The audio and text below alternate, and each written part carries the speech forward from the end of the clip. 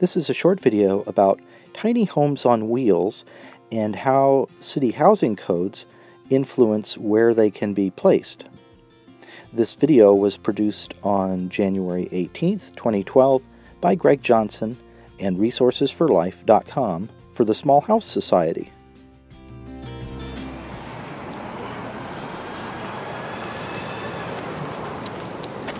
Hi, I'm Greg Johnson with ResourcesForLife.com, and this is a short video answering an email that came in about small house living from someone named Mary, and she says that she is big into small houses, but the question would be, where can you legally put the tiny homes, the ones that are on wheels? And I guess the quick answer to that is very few places. You know, the tiny homes are essentially the legal equivalent to an RV camper. So you're going to be limited to the places where you can set up an RV camper.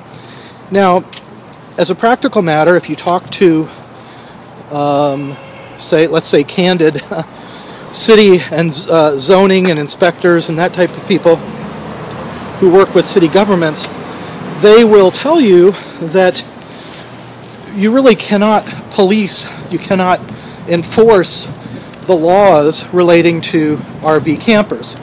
So by that I mean, if somebody is living in an RV camper that's parked on somebody's property, how do you know?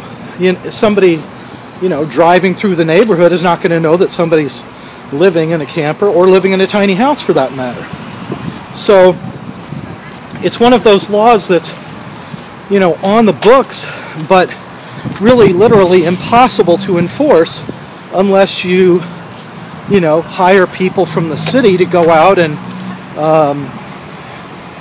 keep track of who's sleeping in what home, when, and where, And the law usually states that it's okay to stay in an RV for a short period of time. If you have a guest, somebody coming to visit who's staying in their own camper, that is legal.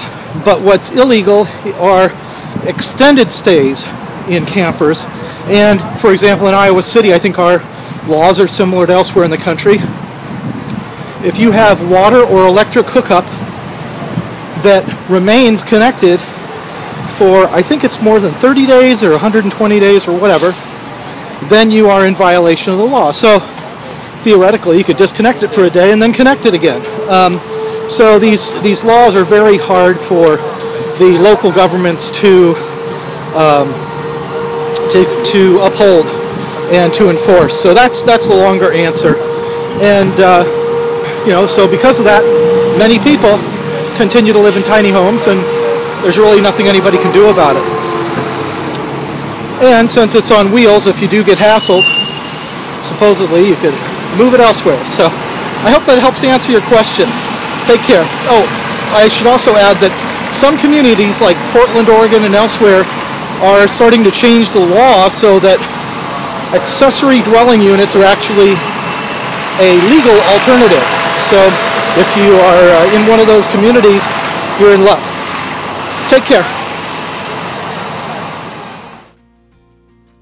Learn more by visiting smallhousesociety.org.